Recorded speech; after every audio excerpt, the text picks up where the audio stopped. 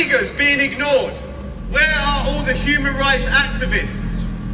Where are the superpowers of the world who will invade a country to liberate the mythical, uneducated girl?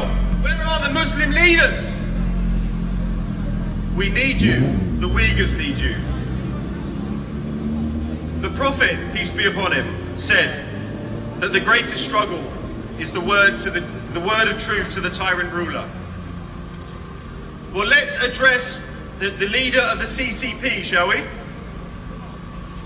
Xi Jinping, why are you still systematically raping, torturing and humiliating a people? Shame on you. Xi Jinping, why are you still holding millions of Muslims in camps?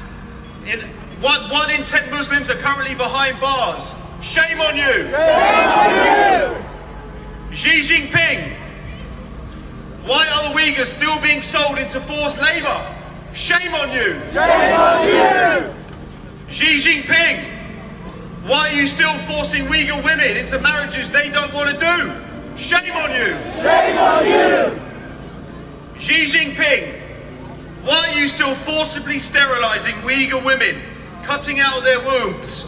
This is ethnic cleansing. This is a clear genocide. Shame on you. Shame on you.